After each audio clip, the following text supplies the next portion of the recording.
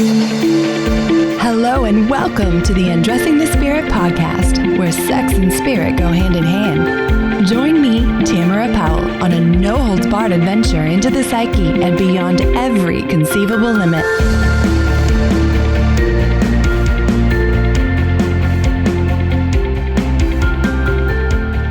Welcome back to Undressing the Spirit, my fellow rebel existentialists. I am so excited that you are here with me today.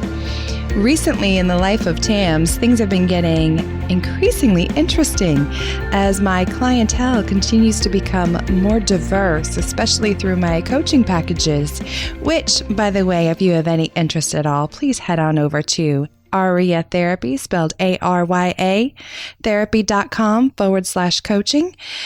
It is incredible to work with people all across the globe. And so, thanks to this beautiful gift of technology, I have been chatting with people in South Africa, Ireland, you name it, just across the globe. And I think that is so fucking cool, don't you? Speaking of connecting across the globe, my girl that we are chatting with today, Miss Laureen Mally, is absolutely phenomenal. I first came across her on the internet and had my own reading with her. And let me tell you guys, she is legit. She blew me away. Laureen is a spiritual mentor, psychic medium, aura, chakra, and card reader. She's been helping people develop their spiritual gifts for over 10 years now in deep but modern, fun, and a lighthearted way. As a spiritual mentor, Laureen can help you find your soul-aligned purposes so that you can incorporate them into your life. Her mission to help you unleash your gifts and become the happiest, most connected, and peaceful version of yourself is so that you can make your impact on the world. And how more perfect for this podcast is that, right? We are all looking to feel absolutely fulfilled in our meaning and purpose and mission on this planet. So without further ado, I give you Ms. Laureen Mally. Hey, Laureen, welcome to the show. Hi, thank you so much for having me. I am super stoked about this one.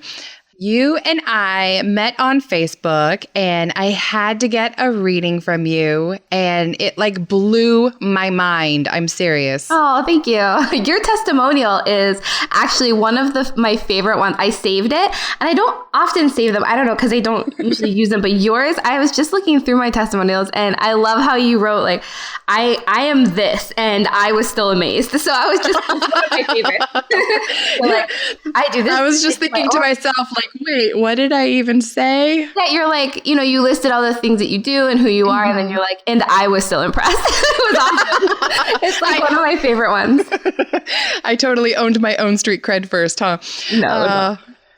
Yeah, and I think that's important because for a lot of my listeners, they are spiritual seekers like myself. And so we've been around the block a lot. And I feel like you can totally tell when something is legit and when it's not. And with you, I got chills from the get-go and you totally told me things that there's no way you could have known. And just for those listening, this is not staged. I'm not getting paid for this. And I'm telling you, it was not like one of those TV shows where we like prepped beforehand.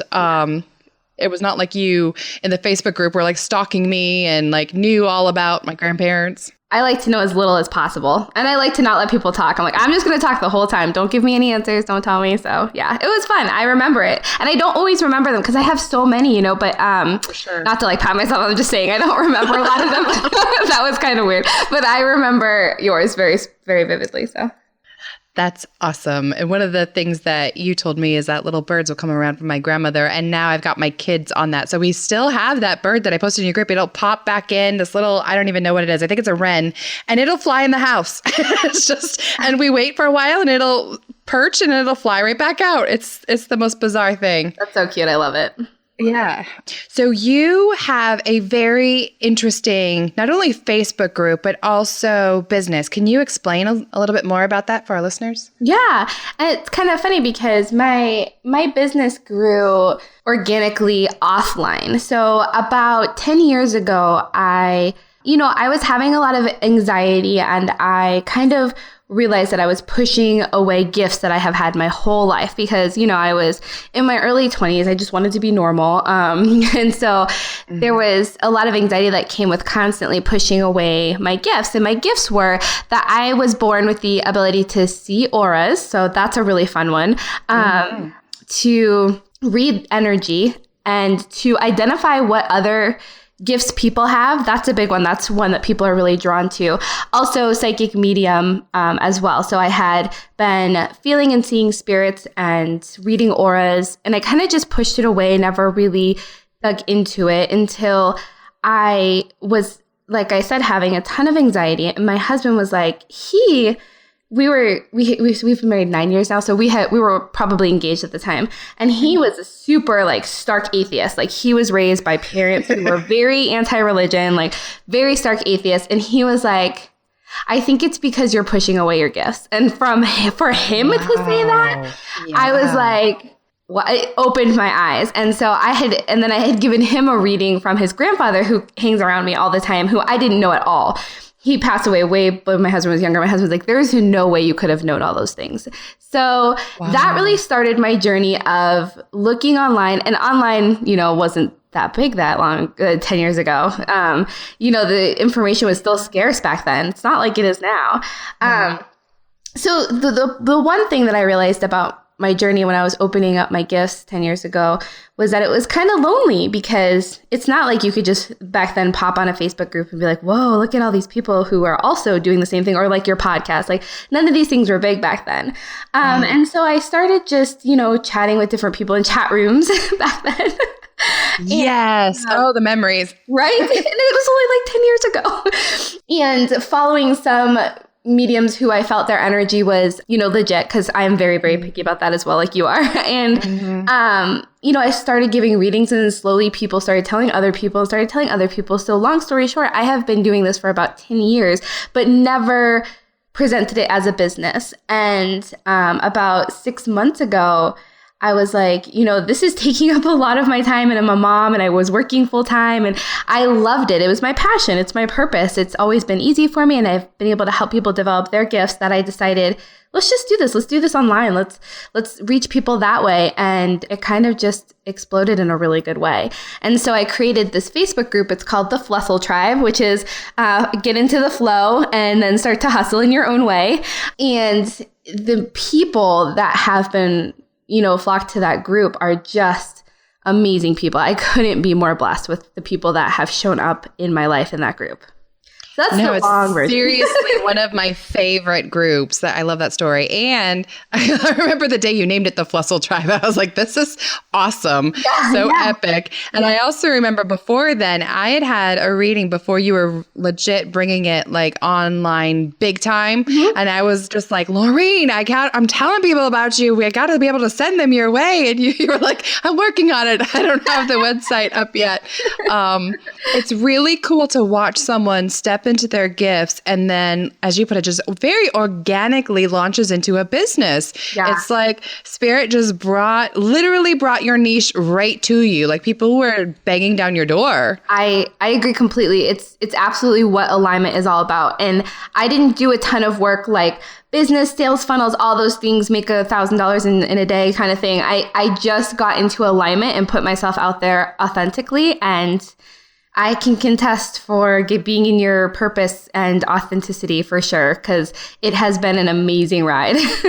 And there's people out there going, that bitch, because it comes across so easy for you, so natural. But it was 10 years of the background, the mental preparation, the getting in alignment with your desire, growing my gifts, learning everything I can. I mean, I've traveled, I've studied with amazing people.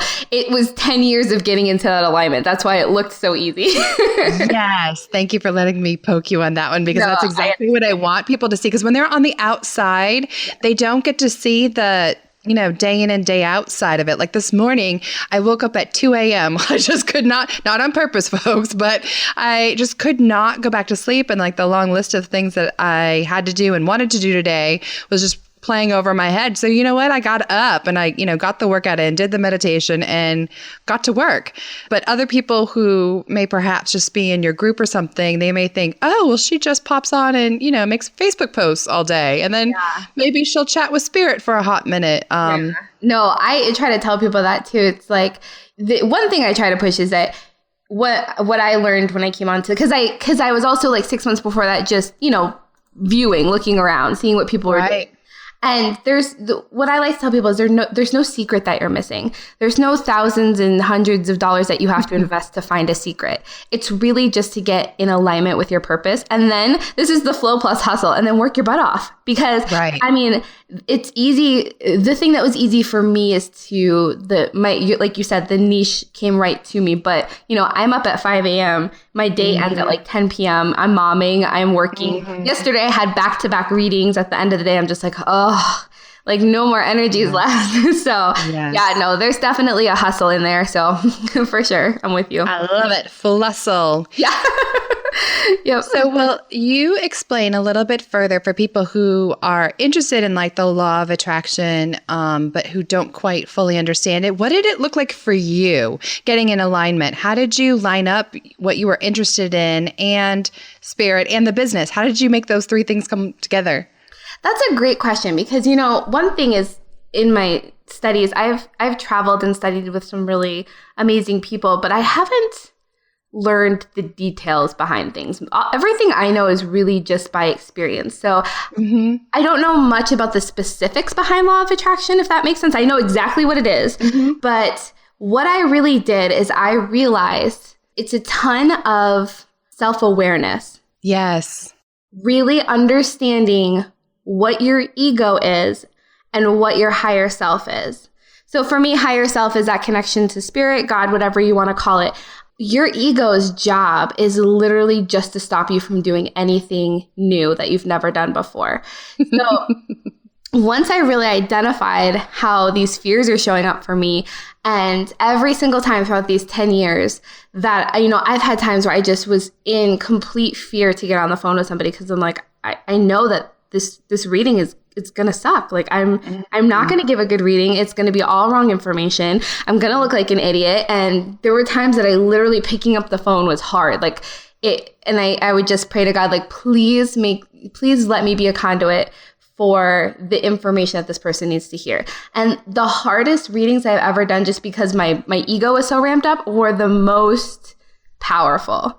Like I really needed to show up at that moment. So it was really kind of a 10-year battle with my ego and realizing every time I pushed past that fear and I didn't let the ego win, how much further along I got in my journey. If that makes sense, if that's a good description of how that happened.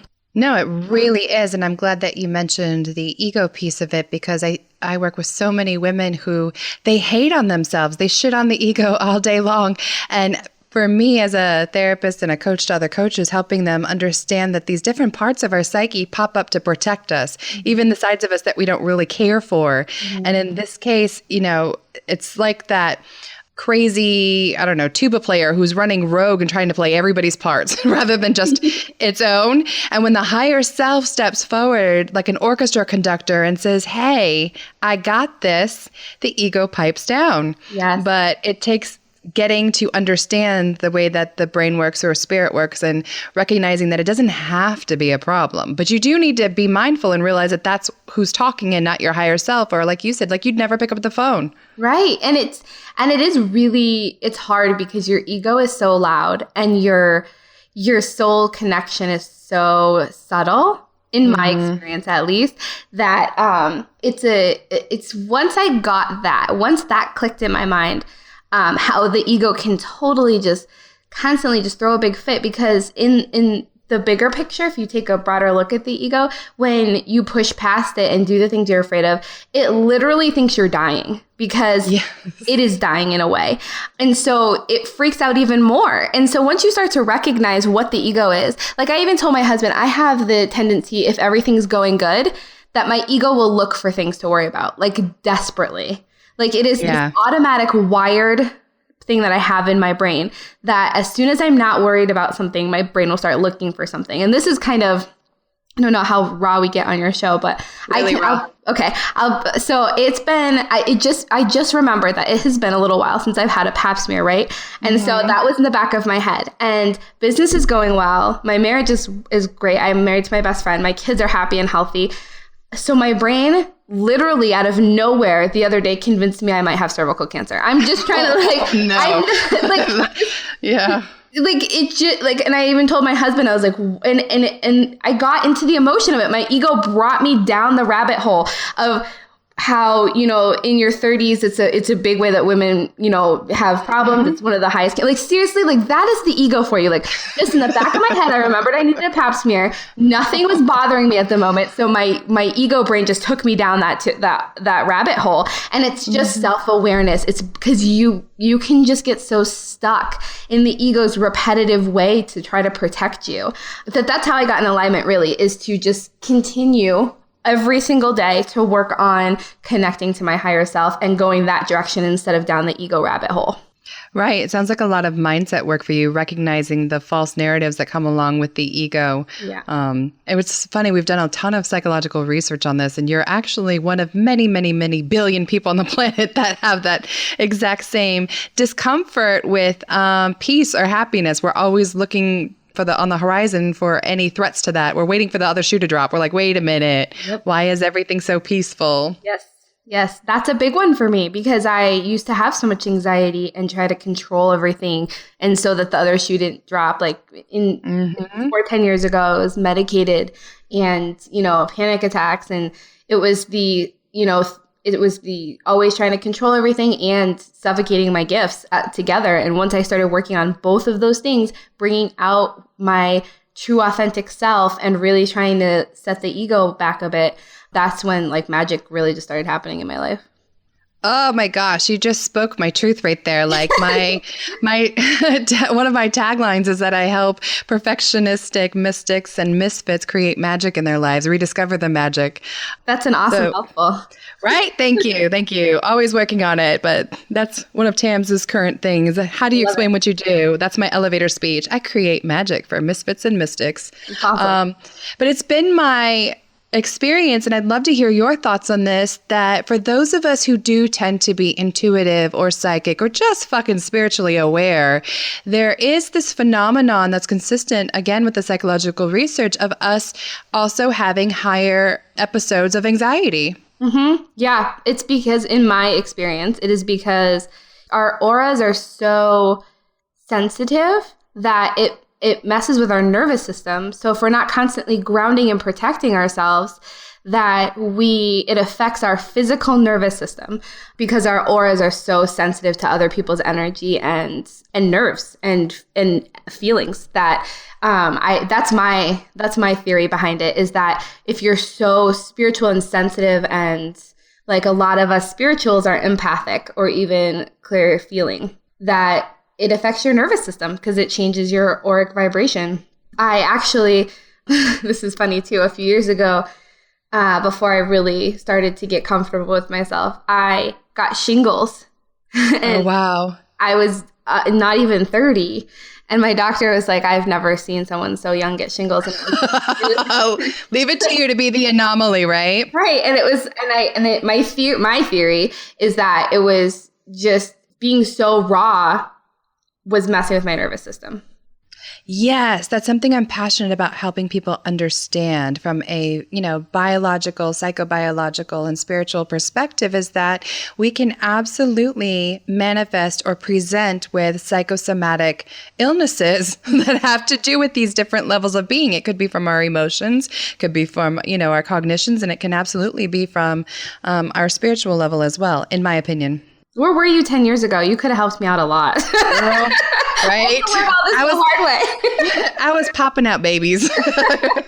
I had not made it back to grad school yet. So how do you describe an aura to a person who has no idea? An aura, it is the vibration in which your body is vibrating at. So your aura is a field of energy that is surrounding yourself. There's a dense auric energy that's within like 5 inches from your body. Some people can see aura just at its vibrational frequency without color. Some people can see the colors, and I'll explain that in a minute. But the really thick auric vibration is about 5 inches from your body, and then there's a middle auric vibration that changes more frequently. That is within about a foot from your body, and then your whole there's a lot of layers to your aura, but the 3 thickest ones are within 2 feet from you. So then there's the one that's on the 3rd level that's about 2 feet away from your body, and it's really the frequency in which your body is vibrating, your energy, and how that is represented from the inside out. And this is the out part. That's perfect. I'm so glad that you explained it like that, because this is something that I'm passionate about, explaining from the scientific standpoint as well. Mm-hmm. So I'm a Reiki master teacher, and so I definitely believe in what I describe auras as bioenergy fields. Mm-hmm. That's what we call it here in the Western side of things, when we're not afraid to freak people the fuck out. And so in grad school, I was getting trained on teaching people how to use biofeedback machines. And for those of you who are interested in listening, definitely check out the Heart Math Institute, because they have research study after research study on all sorts of different explanations for how bioenergy fields work, etc. And I fell in love when I heard that we could feel someone else's heartbeat up to 4 feet away, exactly what you were just describing. And recognizing that couples or people who even like each other, or you and your fur baby, your heart rates sync up when you are close to one another. And so, people who aren't on the quote unquote new agey side of things often get freaked out when we say, an aura. But it turns out, peeps, you are picking this up all day, every day. You just don't necessarily realize it. People walk into a room, they'll be like, oh, this has bad vibes in here. And now we have ways of explaining it just the way that you did of, well, that person may be having a very low vibrational frequency coming off of them because they're in a bad mood. And this is just basic neuroscience at this point. It's not even alternative facts. I agree. Alternative facts. I agree with you. Yeah, exactly. And it's really interesting to be able to read the auric energy. So many of my clients can read them differently. I've had people say, I really want to read auras. And that's really just how you read someone's energy. But they can't see colors. I'm like, well, you're probably not clairvoyant. You're probably not clairseeing. Right. You're probably clair-knowing, and then you can just know someone's aura color. So the colors of the aura, this is, I think, a little bit more new age, but not necessarily, because the chakras have been proven to be for millennia. Yes. Yeah. Well, so in my experience, and it's so funny because you're so well versed and educated, and I'm just like, this is just from stuff that I've been doing. This is why we're the perfect yin yang today. I'm excited about this conversation. Yeah, no, I agree. And so the chakras are that energy system inside of your body, from the crown to the root, and they have different colors based on their vibration. Inside your body, you have every single color. So there's a very black, not negative, but black energy inside of you. And depending on, it's not negative, it's just all the colors. And depending on what what frequency you're vibrating at, your aura can change colors synced up to your chakra.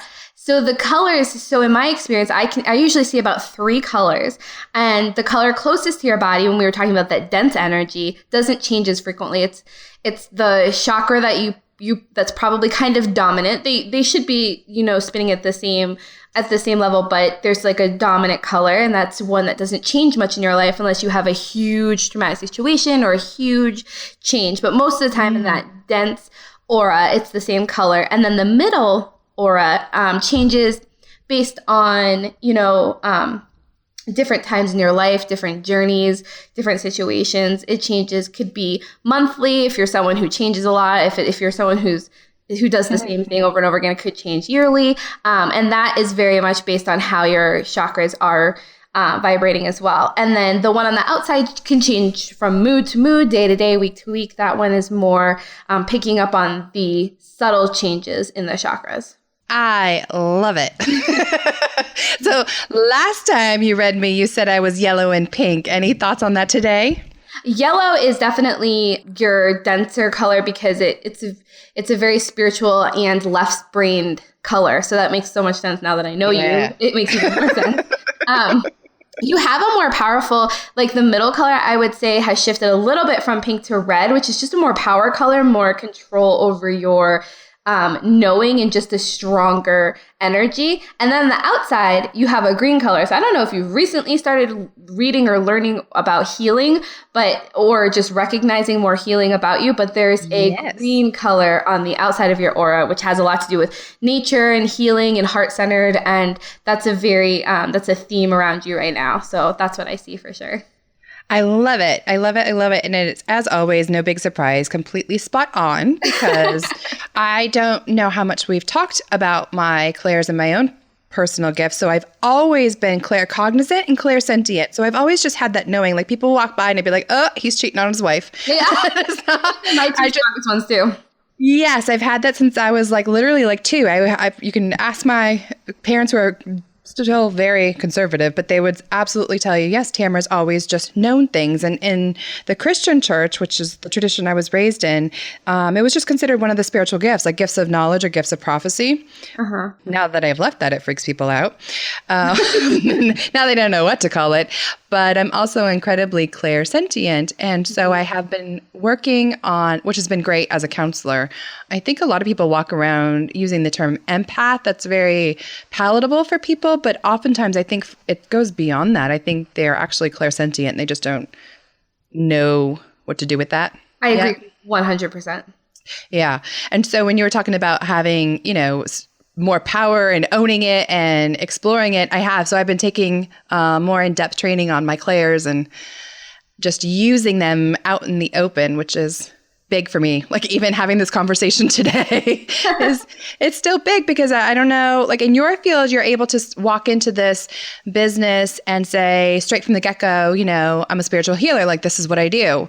In my field of counseling, coaching, maybe, I don't know, halfway in the middle there, but counseling, especially if it's not evidence-based, and I think that's what drove me to study neuroscience. Now, when I look back, I kind of giggle at Spirit about that. I think I had to. I think I did like the entire spiritual route first, then went back around to the neuroscience route, and now I'm merging the two. That makes sense. That makes complete sense.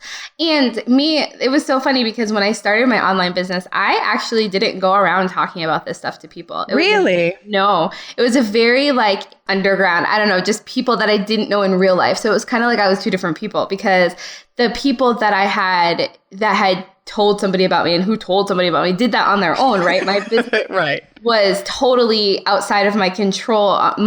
Mostly people I didn't know. And I prefer not to read people. I read people constantly, but I prefer not to do a reading on someone I know really well anyways. Right. But, I literally had a coming out video on Facebook. Yeah. Oh my God. Yeah, it was crazy because I was like, well, if I'm going to do this, I'm going to go all in because I feel like I'm two different people. It was fine when it wasn't when it wasn't a huge part of my life, it was fine. It's just something that I was doing on the side. But when I decided to, I quit my full-time job and just jumped into it. I did a coming out video on Facebook. That was really, really, really hard. Really hard. Bet. But, and I live in a very, very, very conservative place. Yes, you do. I've been there. Have you? Well, and I grew up in Boston, and that's when all of my journey started as well. But now it's so funny because not only do I live in a super conservative, I live in Omaha, super conservative. Well, for me, some people would even say it's not. Like my husband's like, it's actually a pretty purple state. I'm like, I don't care. It's so conservative. I'm going to agree with you. There are churches on every corner. My oldest was born there. It's so funny because I spent my formative years in Boston, and then our first duty station was Omaha at Bellevue. Oh, yeah. I live in Papillion. Well, I'm giving it doesn't matter, but it's right. Nobody stalk her. That's okay. I think you're safe. I'm such an open book that I never know what's okay to say. Yeah, me too. I just trust Spirit. I'm like, it's fine. Yeah. So, but how was your coming out video received? Really well. And it's so funny because I don't know on what level this is energetically, but I've very rarely had problems with other people in my life. So I think people with my energy either accept me or they leave quietly, if that makes sense. So I'm sure there are people who unfriended me and I never get really, really attached to people. And I don't know if that's healthy either. We can diagnose you off air. Okay. But I think from my view, it was very well received. Were there people who were like, this chick's super weird, I'm not going to be her friend anymore? Probably. I just didn't notice. So, yeah, I'm sure that has a lot to do with both your personality and your energetic side of things. So from a psychological standpoint, I keep saying that. I sound like a broken record today, but it's my fave, guys. I geek out on it. Sorry, not sorry. So interesting. The law of attraction is a self-fulfilling prophecy. So if I anticipate that something's going to happen, I then act upon my environment in a way to get those results back, which then confirms my narrative. Mm-hmm. So in your case, because you probably interact with the environment from a narrative of it's, people are either going to love me or it'll be fine. Like you probably haven't had a ton of like shit stirring experiences in life. And so you probably attract people that are very similar. I once talked to one of the other very few psychic mentors that I trust. And I was telling her that I constantly feel like I'm under a microscope. I feel like people are staring at me, like I got a spotlight on me. And she goes, well, it's funny because I see you and we've never met. Like I think she's in Colorado. In fact, we've never even seen pictures of each other. She goes, I see you like walking down the street going, hi, hey, what's up? Hi. She's like, so of course they're fucking looking at you. Like that's just the energy that you send out. And then you're like, why are you looking at me? That's so funny.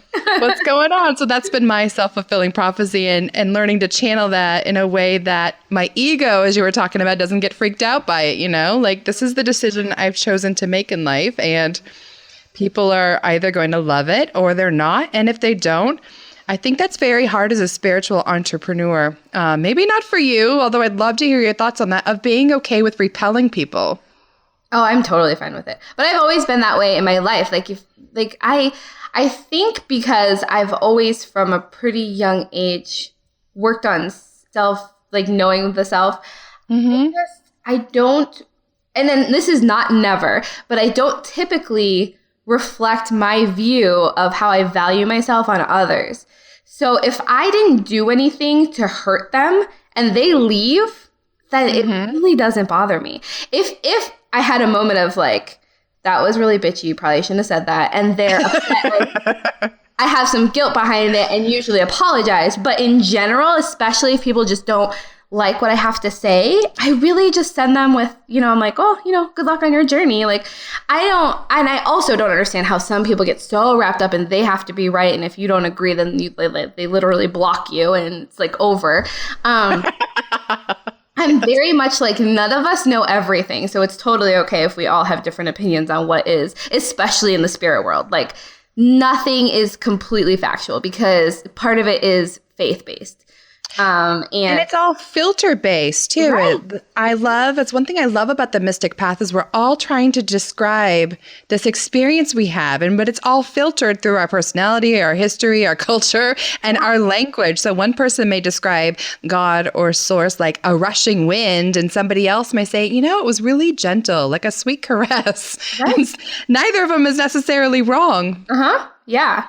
But when people don't like me, I'm totally just like, it's fine. We can just move on with our lives. It's totally fine. I think that needs to be another workshop that you do in the Flustle Tribe then, because I know a lot of clients and even women that have posted in the group about, being anxious about those exact things. So with you just naturally embodying it, if you could bullet point out how you did that, I think people would pay for that. Well, thank you. That's a good, I'm pretty sure about that. Part of my problem in my business is I just assume people know what I know. No. And then when I pick out like a little point of something I know and people are so interested in, I'm like, oh, do you want to learn more about that? Like that's a huge problem with me because I'm here to teach people about this stuff. And I just assume that everybody knows what I know. It's just that's a flaw for sure. It's a common one for entrepreneurs. I think I would rather have that one than the imposter syndrome. So. Oh, yeah. I agree completely. Any final thoughts for the listeners who might be wanting to explore their intuitive side? Where would you recommend that they get started other than your kick-ass Flustle group, which they totally should join? Thanks. To get started on their journey, I would say In general, I found Facebook groups that you feel comfortable with very, very helpful, but I would lean towards what you're interested in, because that's always going to pull you in the right direction. I have a lot of people say, I really feel like I can see spirit, but a lot of people question, is it just wishful thinking? And if you're being pulled to learn more about that or open that up, it's not wishful thinking. There's a reason you have that pull. So I would just really encourage people to get online, follow people that you're drawn to, like whether it's medium work or, any type of clairvoyance, or just follow people that the energy feels right. Don't ever push anything that doesn't feel good. If it doesn't work for you, let it go. But I think that there's a lot of value in different Facebook groups. And also, this is hard because a lot of mine has just been experience. So doing your own research that feels good to you. Mm-hmm. Absolutely. And allowing, I would add to that, an ebb and flow with that, allowing it to be very organic, which is just what you naturally embody again. Like when I first started, when my views kind of started changing and more away from the hardline dogmatic version of Christianity, for me, it was a move towards like Christian mysticism. And then I got heavily involved in my genealogy, and that kind of moved towards Christian paganism. And then it was, a whole branching off of there. Then came the Reiki and some Buddhist psychology. And now it's kind of a mixture of all the things. So it's okay, Mom, if you're listening, I'm not a Satanist. Right? I started off with, when I didn't really know where to go, with following mediums that I thought had really good energy. And then also Taoism and Buddhism were huge for me to help with my mindset. You talk a lot about it's the mind and the soul and the body. Mind, body, soul it's a real thing. And once you really start to encompass all of those, that's when that amazing, oh my gosh, I'm a human having this, I'm a spiritual being having this human experience, and bringing all of those in together is very enlightening. So anything that feels good to you, I loved studying Buddhism. That was very eye-opening coming from, I have a Catholic background. So it was a very gentle push to change my mindset about spirituality. So yes, I love it. Yeah, there's not a whole hard line this or that. It was just, you can act. In fact, the person who first taught me how to meditate self-identifies as a Buddhist Catholic. So there you go. And I always joke that it took, this Buddhist Catholic to do something that pastors have been telling me to meditate on God's word for day and night for years, and without explaining how to do that. How does one sit and pray for 3 hours? I don't know. But you learn how to be mindful and meditate, and suddenly that shit gets a lot easier. I agree completely. Laureen, you are such a joy. Thank you so much for being on today. I loved it. I love talking to you. It's always good to talk to you or hear from you. I love listening to your little clips too. I love doing those. Those are fun. Where can our listeners find you? So like we were saying, the Flustle Tribe, which is Flustle, probably go through, I'm so not professional, probably go through my regular Facebook, Laureen Mally, to find that because it's private. But then also you can go to laureenmally.com. It's LaureenMally.com. Excellent. I'm going to put those in the show notes for our listeners. Thanks again, hon.